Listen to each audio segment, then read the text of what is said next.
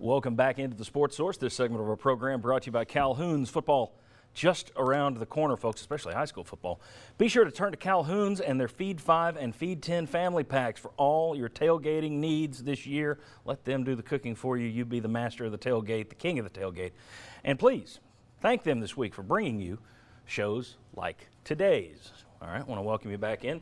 Joined once again by UT Athletic Director. Let me interject, John. One of the things I'm happy about being back at the University of Tennessee is Calhoun. So that is a shameless plug here. But now my other sponsors are going to be saying, why didn't he give me? And it's because Calhoun's is also tied into UT. Again. I'm starting to grow again. So we appreciate Mike. Good deal. I mentioned it in the last segment. Butch Jones catches a lot of flack for the things he says. Now, personally, and I've said this on the show, I think some of it is over-the-top nonsense. You can say champions of life, however, when you've had a good thing happen. When you say champions of life after folks are disappointed, that's going to haunt you. The problem is it's now spun to where a lot of people, I think they sit with their Twitter open, waiting for him to say something that they can twist or turn or make fun of. But whether it's fair or not, it's a reality. There's a chunk out there, and it's led to national media jumping in as well, that view Butch Jones, they don't feel he can communicate. As an athletic director, you have to see that. You're aware of that. How do you handle that? Can you help on that? Well, first of all, I think some of the criticism in that regard is unfair and unwarranted. And Coach Jones is also a coach that does communicate with the media and does answer questions and does try to be a good partner to our media, certainly with the access at our football practices, which is maybe different than it was 20 or 30 years ago, but is certainly much greater than most schools that we compete with around the country. And so I think he does a good job of being out there and being open. And sometimes that honesty will get you in trouble a little bit when you have someone who comes as part of the audience looking for an edge of criticism. And with some of these things, it just is what it is, and you deal with it. Now, some people want to hear more disappointment from him. They want to know that he is emotional as well. Some guys they don't let down that guard. They are positive coaches. Some guys, you can never please them. They're always upset.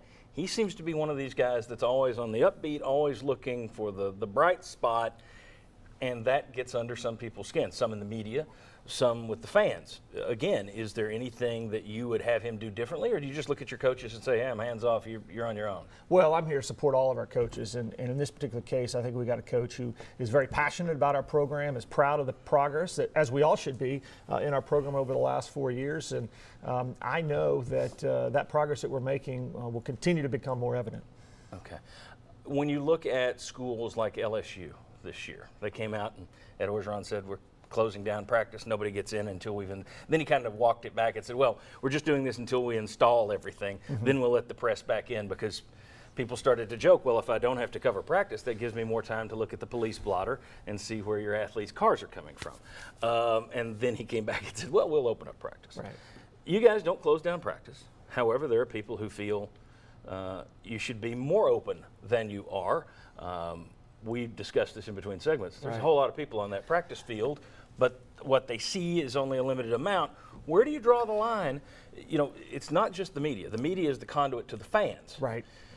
At what point do you say, okay, we'll handle this and put our own news, or, well, let's let these guys in to do their job? There's a mesh. Where is that? Sure. So it's a really challenging mesh, if you will, John, because certainly our fans and the coverage that the media provides, we're blessed with a tremendously voluminous media here in Knoxville, Tennessee, and around the state, you know. And that's an important conduit to our fans, and that's part of the hype of the Big Orange Nation and what makes it exciting, and one of the reasons we have 100,000 people in our football games on Saturdays. However, we have to remember as well that as our opponents are preparing to play the University of Tennessee, every single snippet of information they can get their hands on helps them prepare to play us. And so we have to be really careful about how information is shared. Now, my own personal perspective over the last 8 years coming from Bill Snyder at K-State, there was no media in practice, there were no scouts in practice, there were no fans in practice. ever. And there was one opportunity per week. There was no access to assistant coaches except once a year during spring ball and once a year at media day in August. And so that's a far extreme, but the reason for that is trying to glean a competitive advantage in an environment that is extremely competitive. So I think we got to continue to balance that. I think our coaches balance that in the right way, and we'll continue to evaluate that going forward. Well, the balance is key because you've seen Nick Saban runs a pretty tight ship. He won big. Pete Carroll, anything goes. You want to come in? Yeah. He won big. So you can win either way. Sure. I don't know that I 100%. I understand that coaches are looking at it saying, I don't want anybody to have any information I don't want them to have. I get that. I would probably be doing the same thing. But at the same time, I don't know how much that actually helps you win because there are schools out there that run a tight ship that go 0-12. Sure. So, and you can certainly evaluate all the different aspects of and different results in different places. Let me ask you this one. It's about votes of confidence. Because this year, your first year on the job, you walk in and there are some people, who are, well, a national radio host says that Butch Jones should be on the hottest seat in the country. Okay, that's your football deal. So this summer, or this winter, or this fall, let me get this thing, I didn't say spring at least.